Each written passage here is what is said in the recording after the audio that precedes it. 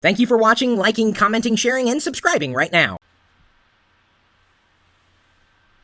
One of the reasons people go with iOS, whether they're buying an iPad, an iPod Touch, or an iPhone, is because it's secure.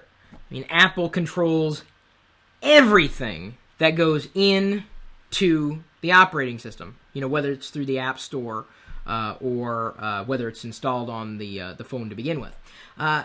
You can, of course, install apps on your own using, like beta testing services. Test Flight that I know of is one of them. Installing different profiles without jailbreaking. Or, of course, you could jailbreak and then circumvent the security measures that Apple has put in place that I would say benefits 99% of the people who use iOS devices.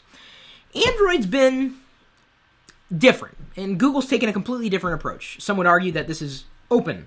And, of course, in being more open, they're also opening up potential attack vectors.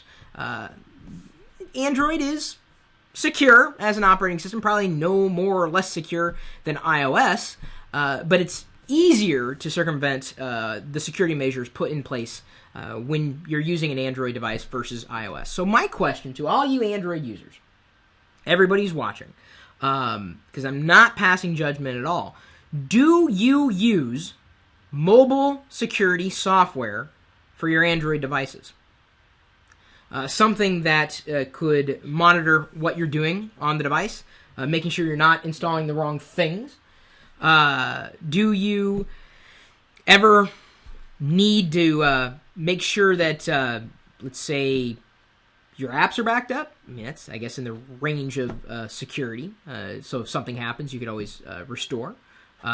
Could you possibly have a need for safer web browsing? And if that's the case, I would say that mobile security software could be just as useful on any device, whether it was Android, iOS, or Windows Phone 8 or 7. Sorry, I'm sure it's going to be called Windows Phone 8 at some point in the near future. See, Jamie Bouch uses security on Android.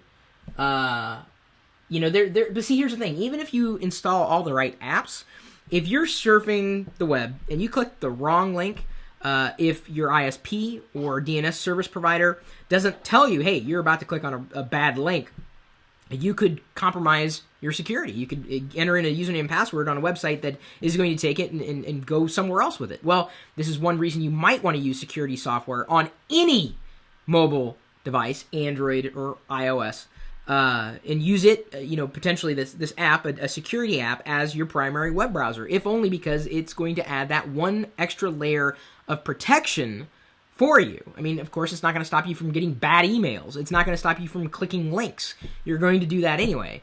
Hopefully, you're not just tapping and pointing willy-nilly, and certainly I would make sure that you were entering in any kind of information through legitimate apps. That's probably the biggest thing I would be worried about with now it's called Google Play, used to be the Android market.